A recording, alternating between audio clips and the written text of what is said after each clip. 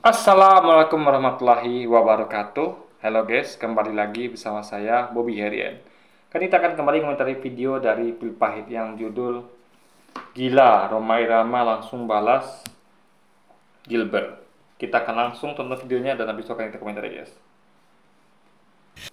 Untuk meyakinkan kebenaran Islam. Ini itu ada satu dari Yesus berbunyi begini, coba anda lihat. Akan datang setelah kepergianku seorang yang akan memuliakan namaku, menyempurnakan ajaranku. Dialah batu penjuru, maka dengarlah akan dia.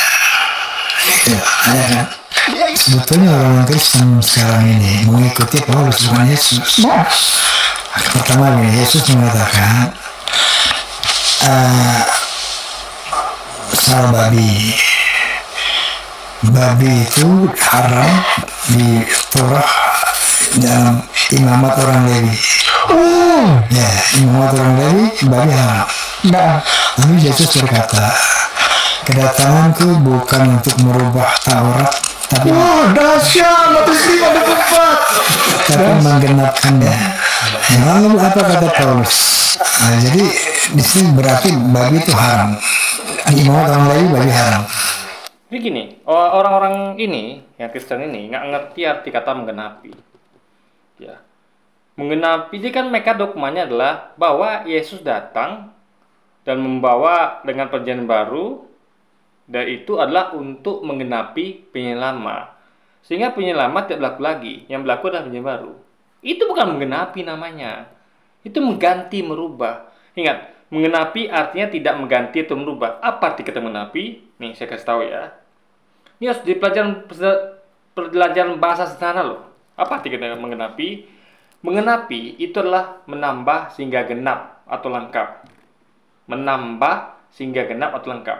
Jadi dia kalimatnya hanya menambah, tidak ada menguranginya. Menambah sehingga genap atau lengkap. Misal gini, saya mau genapi uang yang saya kasih ke anak saya. Ya, saya kasih ke anak saya uang 7.000. Mau saya genapi jadi 10.000. Apa yang saya lakukan? Apakah saya ambil 7.000-nya, nggak berlaku lagi, saya ganti dengan 3.000? Enggak, itu namanya mengganti 7.000 dengan 3.000. Nggak genap 10.000 jadinya. Apa yang saya lakukan?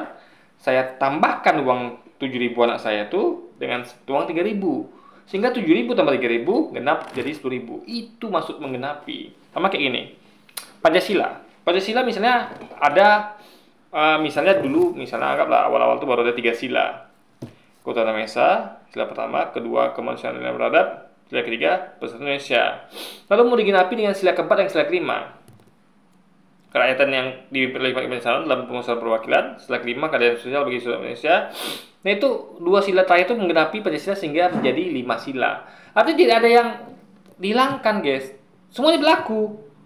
Di Pancasila tuh kelima-lima sila itu berlaku. Nah itu arti kata menggenapi. Ya harusnya kalau perjanjian baru menggenapi perjanjian lama, harusnya tidak boleh menjadikan perjanjian lama nggak berlaku lagi. Tapi berlaku, tetap berlaku, dan perjanjian baru itu harusnya menambah hukum yang ada sehingga jadi lengkap dan genap. Bukan malah membuat tidak berlaku guys. Jadi mereka tidak mengerti arti kata menggenapi, itu berbahayanya. Ya. Menggenapi mereka artinya sebagai merubah atau ganti, enggak. Ya, menggenapi artinya perjanjian lama itu berlaku, ditambah, digenapi, dilengkapi dengan perjanjian baru sehingga hukumnya jadi bertambah, guys. Itu sih pahami, ya. Bukan malah dogmanya. Jadi dogma itu salah besar itu dogmanya. Mengatakan bahwa perjanjian baru adalah membuat perjanjian lama nggak berlaku lagi, itu bukan menggenapi namanya, tapi merubah atau mengganti, guys. Yesus datang untuk menggenapi, ya. Jadi makanya dikatakan pada dia bahwa aku datang bukan untuk meniadakan hukum Taurat yang dapat Nabi. Nah itu pula yang dilakukan oleh orang-orang ini, oleh orang Kristen ini. Mereka justru menyangka. Yesus bilang janganlah kamu menyangka. Sementara orang Kristen ini justru menyangka bahwa Yesus datang untuk meniadakan hukum Taurat yang dapat Nabi, alias meniadakan perjanjian lama. Karena hukum Taurat yang dapat Nabi itu adanya pada perjanjian lama. Yesus bilang jangan menyangka, mereka malah menyangka. Ini kan kontradiktif guys. Kok mereka bisa tidak paham perkataan Yesus? Yesus bilang, janganlah kamu menyangka. bahwa aku datang untuk meniadakan hukum Taurat yang kita pernah Nabi. Tapi mereka justru menyangka bahwa Yesus datang untuk meniadakan hukum Taurat yang kita pernah Nabi adalah perjanjian lama dan mengganti dengan perjanjian baru. Itu absurdnya di situ, guys. Kena dua pasal mereka di situ. Ya, tidak paham dengan Yesus ucapkan, ya, dalam arti kata meniadakan dan juga menggenapi. Ini mereka tidak ngerti arti kata meniadakan dan menggenapi, guys. Itu sih pahami logika pikirnya. Nah, sementara Yesus mengatakan, aku tidak merombak hukum Taurat, jadi tetap bagi haram. Tapi apa kata Paulus? Telah datang mimpi kepadaku, turun kain berbujur angka. Oh, itu mimpi Petrus, Pak. Yang ditulis oleh Paulus. Iya, maksudnya Ini Yesus pernah mewanti-wanti ya. Dia bilang gini, waspadalah akan datangnya nabi-nabi palsu. Ingat, ngomong nabi-nabi palsu berarti lebih dari satu. Ya, cirinya apa? Mereka ini datang kepadamu menyamar seperti domba. Alias mereka akan menjadi, ya, menyamar berarti pura-pura menjadi domba, alias pengikut Yesus. Mereka kan pura-pura, guys, menyamar. Ya, jadi nggak ada hubungan sama Nabi Muhammad. Karena Muhammad tidak pernah menyamar jadi pengikut Yesus, nggak pernah. Karena Muhammad adalah nabi yang punya pengikut sendiri. Ini tidak, Nabi Muhammad itu bukan domba. Ini domba adalah dari kalangan internal pengikut Yesus sendiri, yang artinya yang akan datang kemudian. Zaman Yesus nggak ada itu. Kan Yesus bilang waspadalah akan nabi-nabi palsu. Berarti kan akan. Jadi zaman Yesus itu belum ada. Tapi nanti belakangan akan muncul. Mereka ngaku sebagai pengikut Yesus, tapi mereka sungguh aja adalah menyamar seperti domba, dan mereka sungguh adalah serigala buas. Nah, dari ajarannya lah, dari buahnya kamu akan bisa melihat mereka. Buahnya, pohonnya siapa? Pohonnya Yesus. Harusnya pohonnya Yesus, buahnya Yesus. Pohonnya adalah buahnya seperti Yesus ajarkan, tapi tidak. Yang mereka ajarkan berbeda, karena mereka adalah nabi palsu yang menyamar si domba. Makanya buahnya beda. Ajaran Paulus kan Yesus kan berbeda itu. Itu bukti bahwa pohon Yesus beda sama pohon Paulus, karena ajarannya beda. Nah, artinya Paulus lah termasuk salah satu nabi palsu itu. Dan itu ada seorang Kristen yang jujur ya, dia inbox saya ketika saya lagi debat di Facebook itu waktu itu untuk itu. Mereka ini nggak bisa jawab, guys. Tapi mereka nuduh itu Nabi Muhammad. Pas saya terangkan, ini domba loh, menyamar si domba. Nabi Muhammad itu kapan menyamar si domba? Kan Nabi Muhammad itu diasosiasikan sebagai unta atau kadal burung. Kok jadi domba pula? Jadi ada Kristen jujur dan inbox saya dia. Dia mengatakan, iya bro, saya sepakat dengan Anda bahwa itu memang dari kalangan kami sendiri. Nah, siapa dia? Mereka, dia bilang sebut adalah itu dari Protestan. Karena dia penganut Katolik. Dia percaya dari Protestan lah itu. Padahal sebenarnya salah dia, salah. Karena baik Katolik maupun Protestan itu adalah tidak ada pada zaman Yesus. Ya, artinya mereka berdua adalah tersangka suspek utamanya. Ya, karena zaman Yesus tidak ada Katolik, tidak ada Protestan, bahkan Kristen pun tidak ada. Ingat, mereka murid-murid itu baru pertama kali disebut Kristen di Antioquia. Itu sekitar 300 tahun setelah Yesus pergi. Yesus nggak tahu menau tentang hal itu. Yesus tahunya cuma umatnya disebut sebagai umat Nasrani. Karena dia adalah nabi yang masih dari Nazaret. Dia bahkan nggak tahu tentang agama Nasrani, nggak tahu dia. Dia tahunya hanya umat Nasrani.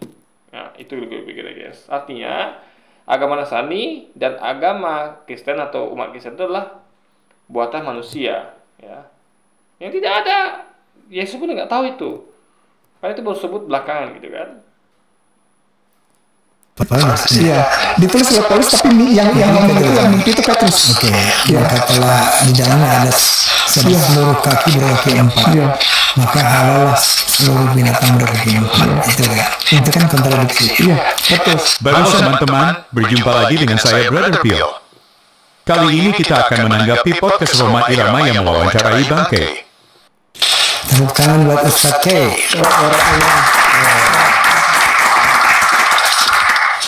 Seperti biasa, setiap kali Bangke buka mulut, ada saja bau yang menyengat. Sebelum kita tanggapi, kita saksikan videonya berikut.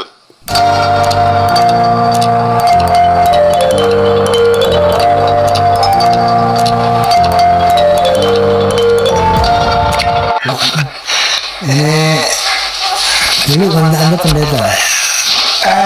Kalau saya bilang gitu nanti terjadi polemik lagi. Saya bilang pelayan aja, pelayan di gereja.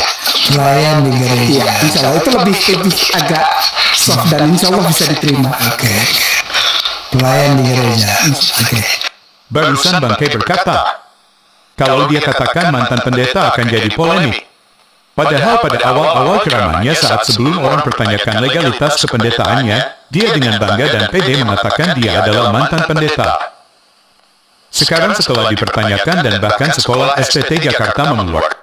Begini ya, kan dia awalnya nggak tahu itu apa dia polemik, ya.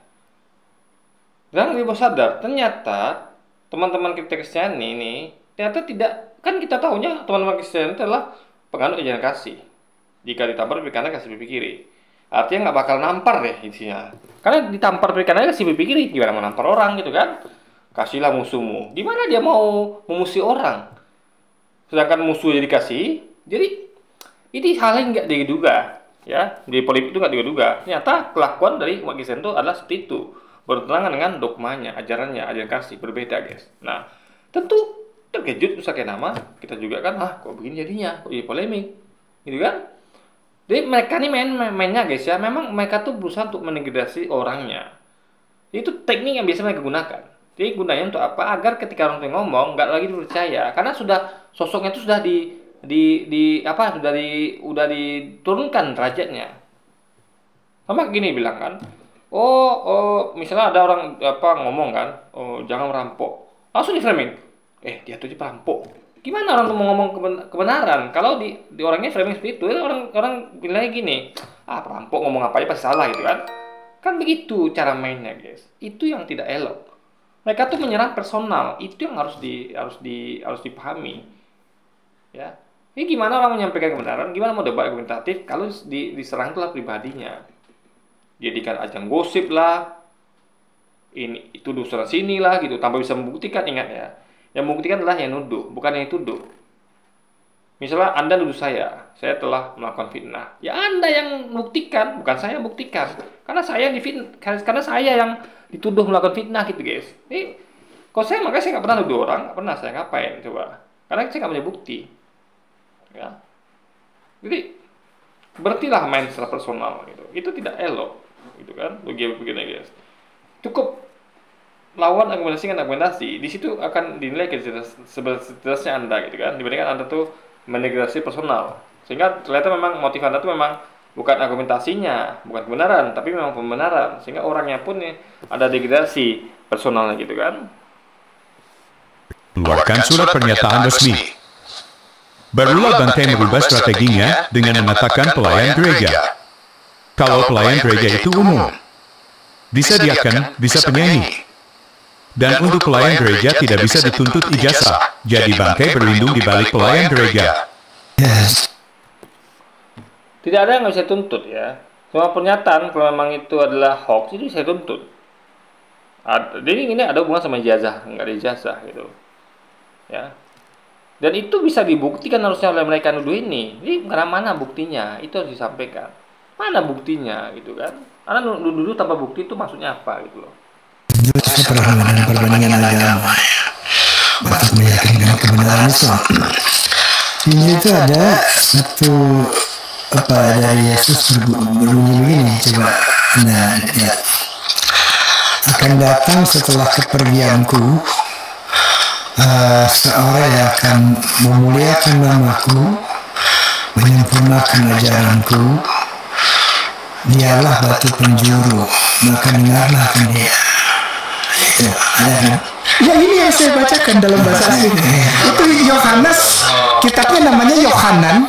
Di Indonesia disebut Yohanes, pasal 16 ayat 7, lalu ke ayat 12, 13, 14. Itu yang Tuan Guru. Tuan Guru hafal benar. Saya pernah baca itu. Barusan kita dengarkan bersama, Bang Roma katakan bahwa dia pernah baca Injil. Dan dalam Injil itu ada ayat seperti dia katakan tadi. Dan Bangkai dengan tidak tahu malunya mengatakan bahwa apa yang dikatakan Bang Roma itu ada dalam Yohanes 16. Begini, apa yang disampaikan Roma itu benar. Ada ayatnya. Saya aja ingat ayat itu. Cuman jujur saya lupa di mana posisinya. Bisa kalau kita mau cari, bisa. Nanti kalau Google, ketik aja Alkitab paralel. Ketika karya itu muncul. di mana di ayat itu terletak gitu. Simple sekali. Jadi kalau misalnya Ustaz K atau Bang K menyampaikan ayat yang salah, bukan ayat salah ya, posisi yang salah, misalnya dia bilang bahwa Yohanes sekian, itu adalah hal manusiawi, nggak berhubungan sama esensi. Yang penting ya ayatnya benar gitu kan. Sama gini, kita ngomong di Pancasila tuh ada sila namanya Persatuan Indonesia. Cuma kita lupa sila berapa, tiba-tiba tersebut sila kelima. Ya, itu bukan suatu masalah besar, hanya masalah penempatan saja. Yang penting kita tahu bahwa memang ada sila itu Persatuan Indonesia, dan itu memang ada dan itu memang bisa kita pertanggungjawabkan. Nah, posisi itu sekali lagi itu adalah hal manusiawi untuk lupa, atau misalnya ya lupalah dalam hal posisi gitu kan. Itu sih pahami guys. Yang penting esensinya, yang penting itu memang ada gitu loh. Itu harus dipahami. 14 ayat 7 sampai 14. Mari kita lihat bersama apakah benar bunyi ayatnya demikian. Yohanes 16 ayat 7 sampai 14. Namun benar yang kukatakan ini kepadamu adalah lebih berguna bagi kamu jika aku pergi. Sebab jikalau aku tidak pergi, penghibur itu tidak akan datang kepadamu. Jadi saatnya Yesus pergi dulu, baru penghibur itu akan datang kepadanya. Artinya penghibur itu bukan Yesus, karena Yesus harus pergi dulu. Ingat, saya pergi, saya harus pergi, baru datang nanti pengganti saya. Artinya saya bukan pengganti saya. Berarti Yesus ngomong tentang seorang yang lain gitu, bukan ngomong tentang dirinya dalam bentuk Roh Kudus atau dalam bentuk Allah, guys, enggak. Karena kan kalau Yesus kan sebenarnya kan kalau dia memang adalah pribadi yang sama dengan Allah dan Roh Kudus, harusnya dia nggak usah pergi.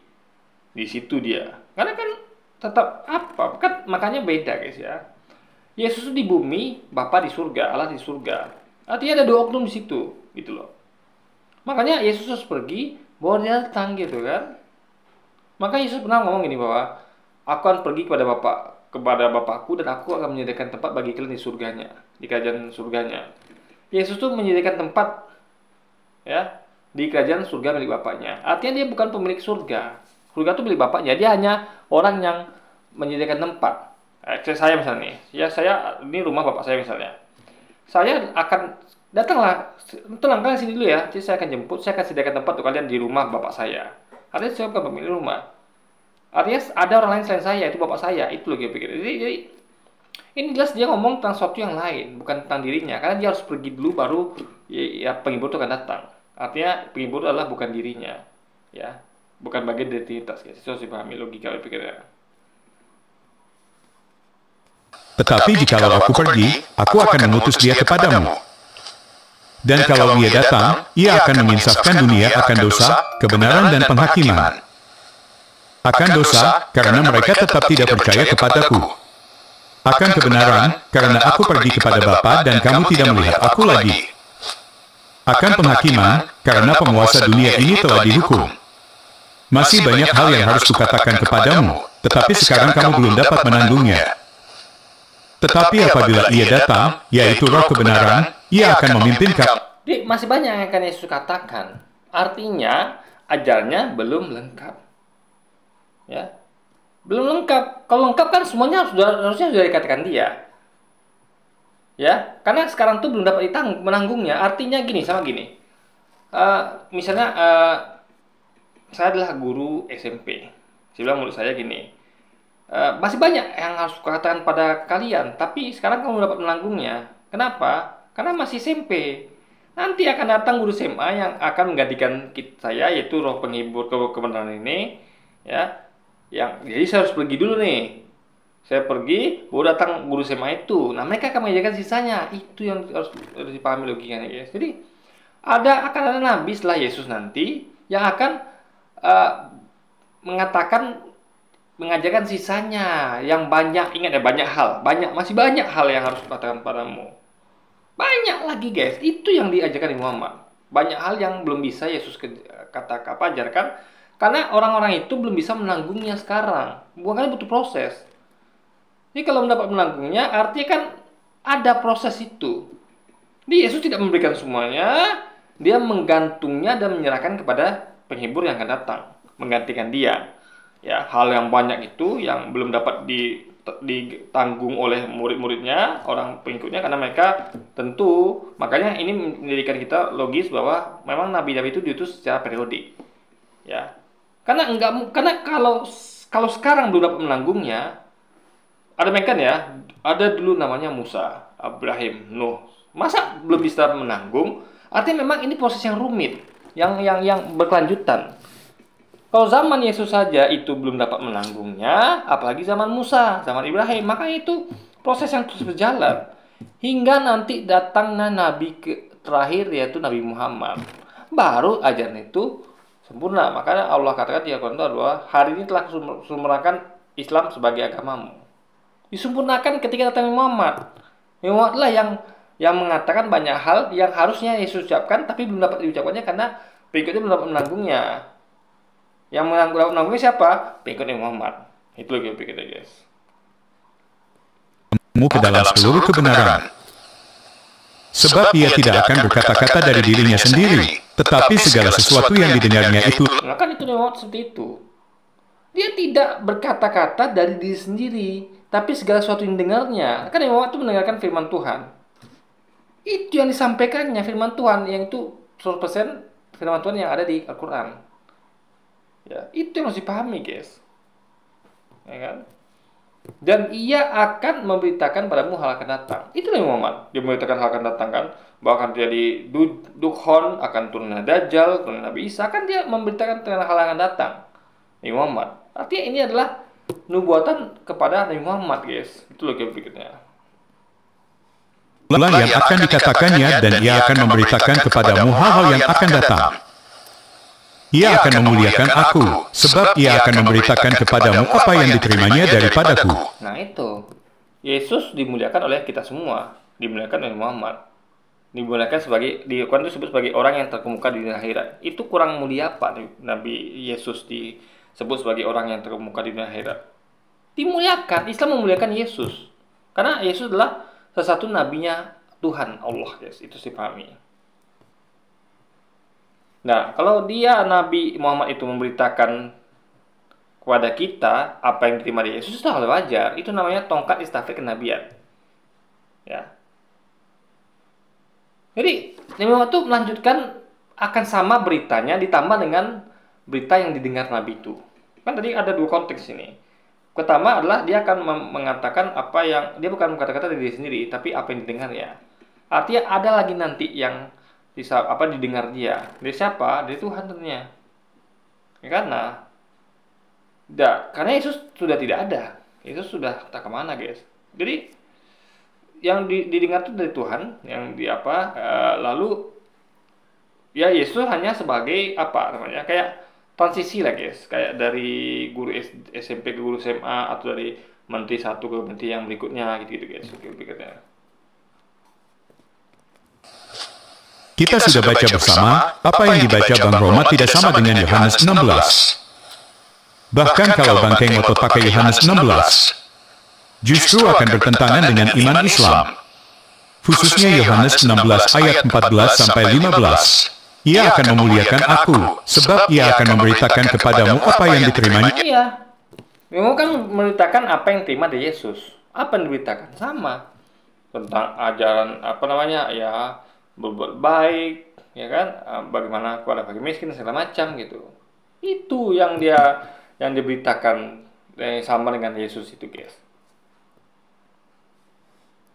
Hanya daripadaku. Segala sesuatu yang Bapa punya adalah aku punya. Sebab itu aku berkata, ia akan memberitakan kepadamu apa yang diterimanya daripadaku. Jadi begini ya.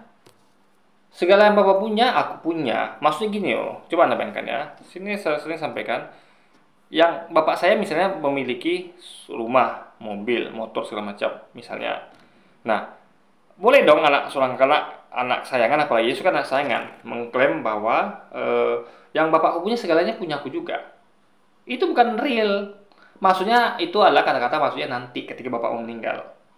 Ketika Bapak Anda meninggal, ya Anda akan punyanya akan menjadi punyamu. Itu maksud, bukan sekarang. Sekarang hanya minjem Anda itu. Oke lah, mungkin orang tua terlalu baik. Ya, kita perlu minjem, kita pakai mobilnya. kita pakai motornya tanpa izin. Tapi yakinlah, dia akan marah kalau kita jual mobilnya, jual motornya. Kalau pakai silakan anakku kok gitu. Tapi kalau Anda jual coba motor atau mobilnya, pasti dia marah. Aku ini harus pakai izin nih kalau jual motor, jual mobil, jual rumah gitu kan. Tapi kalau sekedar pakai ya anggap aja minjem gitu. Anaknya kan apa yang dikasih. Jadi ini poinnya harus dipahami bahwa jadi gini, masalahnya adalah kalau ayah itu bakal mati, Allah tidak akan mati. Jadi gimana Yesus itu menerima warisan itu? Artinya ya sama seperti anak yang halu tadi, dia bilang bahwa punya bapakku adalah punyaku juga. Ya tunggu bapakmu meninggal. Kalau meninggal berarti itu punya bapakmu terus. Kamu cuman orang yang minjam gitu guys. Itu lagi bikinnya. Nggak mungkin rumah tuh kamu jual, motor kamu jual, makainya pun kamu harus pakai izin itu kan. Karena itu punya bapakmu gitu loh. Lagi bikin. Jadi termin salah satu yang bapak punya aku punya adalah ketika bapaknya meninggal. Tapi sayangnya Allah tidak pernah meninggal, sehingga tidak pernah itu menjadi kenyataan bahwa segala yang dimiliki Allah itu adalah milik Yesus juga. Itu hanya klaim. Maksudnya adalah Yesus tuh ya anak-anaknya bisa minjam lah gitu, bisa minjam ininya itunya gitu. Bukan betul tuh memiliki ya. Itu lagi pikirnya. Sesuai ayat ini, Muhammad adalah pesuruh dari Yesus. Dan bukan cuma itu, ayat 15 Itu kan pesuruh namanya. Delegitimasi gitu loh. Jadi semacam kayak kisah gini. Anda kalau misalnya bekerja, Anda mau resign, itu biasanya Anda tuh dikasih harus mengajukan jauh-jauh hari agar perusahaan dapat mencari penggantinya sehingga tidak merepotkan perusahaan. Karena bahaya kalau Anda tiba-tiba resign, pengganti Anda tidak ada. Yang baru tentu nggak tahu data-data yang Anda pegang. Misalnya Anda seorang HRD, dia kan perlu proses untuk mengambil data itu dari Anda. Nah, Anda pegang data itu, ya itu namanya proses transisi. Biasa itu. Apakah yang HRD baru pesuruh? Enggak. Itu mereka adalah rekan kerja. Ya. Jadi mantan dan HRD baru. Itu bukan pesuruh guys. Jadi bisa bedakan mana rekan kerja ya atau nabi penerus atau menteri penerus dengan dengan apa tadi? Dengan pesuruh tuh beda jauh, guys. Apa namanya logikanya? katakan, apa yang Bapak punya aku punya. Kalau Bapa yang punya langit dan bumi dan segala isinya, berarti Yesus juga pemilik langit dan bumi dan segala isinya. Itu klaim seorang yang akan jadi kenyataan kalau bapaknya meninggal. Ini Allah tidak pernah meninggal. Yesus tuh klaim, berarti maksudnya bukan itu. Ya. Orang tahu kalau itu adalah klaim ketika memang bapaknya meninggal, jatuh itu warisan ke tangan dia. Mau motor, kayak mobil apa segala macam. Tapi kalau Allah meninggal gimana? Artinya Yesus tuh boleh make, tapi minjam dulu tapi lebih mudah lah karena itu anaknya gitu kan. Lebih mudah Yesus pinjam. Mungkin dia nggak ribet, mungkin harus kayak kita minjam mobil orang lain. Dia tinggal bilang, Pak, pakai mobilnya ya. Sudah, nggak perlu pakai kata minjam gitu. Mau gimana bapaknya? Mau mobilnya dikembalikan gitu kan? Nah, masalah kalau misalnya mobil dijual, itu baru masalah. Ya kan? Bapaknya nggak akan rela itu. Ya, kok mobilku dijual nak? Kamu disuruh pakai, itu ada syukur gitu kan? Mentang-mentang anak gitu, nggak bisa begitu gitu kan? Nah, itu lagi pikirnya ya. Isinya. Mengutip Yohanes 16 justru meruntuhkan iman Islam. Dari sini kita bisa lihat, bangkai sudah menipu. Enggak, itu bukan iman Islam. Karena kita tahu seorang penghibur itu adalah seorang selain Yesus. Karena Yesus harus pergi dulu. Itu yang harus dipahami begini guys. Bang Roma. Sebetulnya orang Kristen sekarang ini mengikuti Paulus bukan Yesus. Pertama Yesus mengatakan salah babi itu haram di Torah dalam imamat orang Lewi. Ya, imamat orang Lewi babi haram. Lalu Yesus berkata, kedatanganku bukan untuk merubah Taurat, tapi dahsyat tapi menggenapkannya. Ya kan? Masya Allah. Ya. Anak izin pulang dulu. Ya. Pak Haji, ingat ini soalnya ntar ada ditunggu.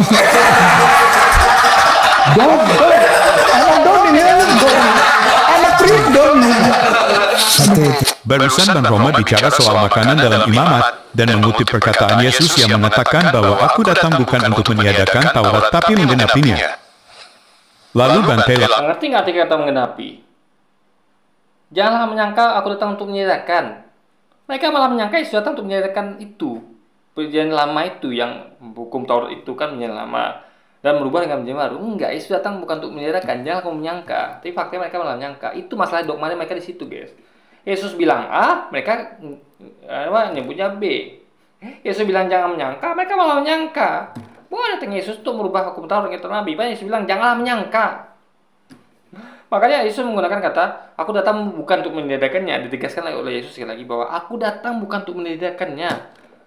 Ya jangan Anda bilang itu tiada, nggak berlaku, nggak. Yesus bukan datang untuk menyediakannya, tapi melainkan ya sebaliknya, yaitu untuk menggenapinya. Nah, menggenapi adalah menambah sehingga lengkap atau genap. Artinya tidak ada masalah, tidak ada urusan atau tentang penghilangan di sini, nggak ada. Tapi menambah sehingga lengkap atau genap. Sehingga penyelamat itu berlaku ditambah dengan hukum perjanjian baru, sehingga hukum-hukum itu menjadi lengkap. Seperti Pancasila cuma ada 4 ditambah dengan sila kelima, sehingga Pancasila itu menjadi lengkap hukumnya. Nah itu makanya itu namanya menggenapi. Jadi Pancasila sila pertama sampai 4 itu masih berlaku, guys. Itu yang harus dipahami lagi pikirnya. Langsung Sambar katakan bahwa itu terdapat dalam Matius 5 ayat 24. Apakah benar itu terdapat dalam Matius 5 ayat 24? Matius 5 ayat 24. Tinggalkanlah persembahanmu di depan mezbah itu dan pergilah berdamai dahulu dengan saudaramu, lalu kembali untuk mempersembahkan persembahanmu itu. Yang benar adalah Matius 5 ayat 17. Kembali. Ya, yang penting kan esensinya. Salah sebut nomor itu hal biasa. Ya, sama kayak kita tahu isi Pancasila itu adalah ketua mesa, penguasaan ibadat, Indonesia dan segala macam berkelima. Tapi kita salah tempatkan, itu hal biasa. Ya, apalagi akhirnya itu tebal gitu kan. Ada Matius berapa sampai berapa, itu satu partnya itu berapa bagian, jadi tebal sekali gitu. Jadi wajar orang itu lupa-lupa ingat, itu hal biasa. Ya, justru aneh kalau itu jadi Pancasila sebenarnya. Ya. Tapi sekali lagi kalau lupa pun tidak masalah, karena itu tidak esensial. Yang penting kita tahu ada silanya itu, ada ayatnya itu, dan kita ngerti maknanya, selesai sudah, guys. Itu sih pahami. Di bangkai asal mangap. Kembali ke kitab Imamat 11. Kalau Islam konsisten mengutip kitab Imamat, harusnya bukan cuma babi yang haram, ada banyak yang haram dalam kitab Imamat. Masalahnya, ya, ini kita ini pengikut Nabi Muhammad, bukan pengikut Nabi Yesus. Muhammad itu adalah Nabi setelah Yesus. Artinya, tentu syariatnya beda. Ya. Tentu rujukannya Quran. Kalau Yesus, rujukannya Injil. Injil yang beritakan Yesus, bukan Injil Matius Lukas ya. Itu kan Injil yang Yesus beritakan, itulah kesaksian Lukas, Matius, dan Yohanes. Nah, itu sih pahami gitu. Pengikutnya siapa, ikut siapa. Kalau Nabi baru ya ikut lain lagi apanya gitu, guys. Sama kayak Anda ikut kebijakan menteri yang sekarang atau yang lalu, itu beda. Gitu loh. Ini sama-sama kan, guys. Logika kita kan. Ada udang, kepiting, lele, dan unta yang justru dihalalkan dalam Islam. Katanya Yesus datang tidak meniadakan hukum Taurat. Apakah berarti Muhammad datang untuk meniadakan hukum Taurat? Jadi Yesus adalah, karena kan belum dapat menanggungnya. Ingat, Yesus bilang tadi banyak hal yang akan kukatakan, tapi belum dapat menanggungnya. Nah, siapa yang dapat menanggungnya? Itu nanti umatnya Muhammad. Itu yang dapat menanggungnya, guys. Yang menyampaikan adalah penghibur yang lain itu, gitu loh. Baru Nabi Muhammad menyampaikan apa yang belum dapat ditanggung pada zaman Yesus. Makanya tentu adanya perubahan gitu. Yang tentu perubahan itu tidak sembarangan, tetap mendasar gitu kan. Jadi poinnya adalah datang Nabi Muhammad adalah datang dengan syariat baru. Ya. Yang saya sampaikan tadi, guys. Jadi beda ini Anda tuh kan kita pengen katakan bahwa Anda tuh kan mengikut Yesus. Kenapa Anda tidak mengikut Yesus? Kok malah kita yang suruh ngikutin? Kita kan pengikut Nabi Muhammad, beda, guys, beda nabi gitu kan. Sama kayak kebijakan menteri yang lama begini, kita kebijakan menteri baru, ya kan? Masa kita memakai kebijakan menteri lama, sedangkan kita punya menteri baru, kan gitu loh, begitu. Jadi ibaratnya adalah kita tuh belum lihat siapa yang diutus itu gitu loh. Ya kan, tentu ikut beda syariatnya, ya, bukan syariat yang esensial ya, tapi syariat yang yang minor lah, seperti itu gitu, guys. Ya, entah makanan itu kan minor itu. Minor. Karena kan tidak berhubungan dengan hal-hal yang misalnya kayak kekerasan atau segala macam gitu, guys. Ini hanya perihal mana halal mana haram gitu kan. Itu harus dipahami logika pikirnya. Nah, lalu apa kata Paulus? Nah, jadi di sini berarti babi itu haram. Di imamat orang Lewi babi haram. Nah, sementara Yesus mengatakan, aku tidak merombak hukum Taurat. Jadi tetap babi haram. Tapi apa kata Paulus? Telah datang mimpi kepadaku, turun kain berbujur anak. Oh, itu mimpi Petrus, Bang. Yang ditulis oleh Paulus. Iya, maksudnya Paulus. Iya, ditulis oleh Paulus, tapi yang ngomong itu yang mimpi itu Petrus. Oke, maka telah di dalamnya ada sebab seluruh kaki berkaki empat. Iya. Maka halal seluruh binatang berkaki empat. Itu kan kontradiksi. Iya, betul. Barusan kita mendengarkan Bang Roma mengutip peristiwa penglihatan Petrus dalam Kisah Para Rasul 10. Jadi ngomong Roma misalnya suruh kaki berkaki empat itu adalah salah bicara. Itu nggak esensial guys. Maksudnya adalah seluruh binatang berkaki empat, itu poinnya. Ya. Kayak kambing, sapi, apalagi yang kaki empat, singa bahkan yang dulunya haram dihalalkan, gitu kan. Jadi hal itu lah guys. Ya. Ini adalah binatang berkaki empat. Itu masuk dengan oleh Roma Irama. Menurut Bang Roma itu adalah perkataan Paulus. Dan dikoreksi oleh Bangkai bahwa itu mimpi Petrus. Tapi Bangkai katakan itu ditulis oleh Paulus. Faktanya buku Kisah Para Rasul ditulis oleh Lukas.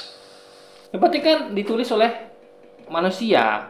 Berarti kan bukan firman Tuhan. Itu yang masalahnya guys. Ditulis oleh manusia berdasarkan kesaksian mereka, isi kepala mereka. Ini bukan kitab suci berarti. Ini adalah kitab sejarah, kitab kesaksian manusia guys.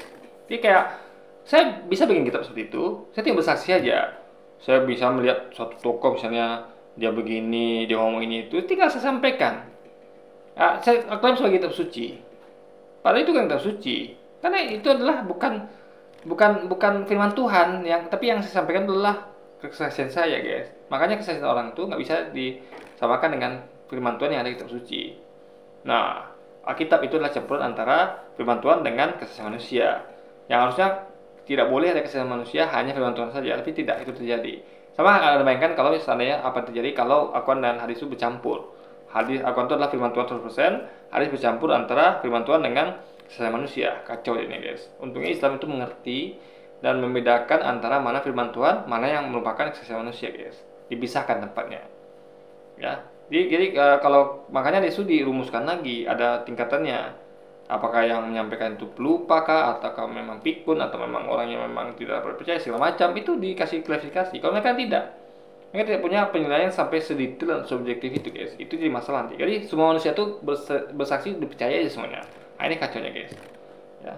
Kalau saya kan dipreteli dulu gitu, ya, sehingga tahu ini benar apa tidak gitu kan. Jadi yang pernah main terima dogma gitu saja.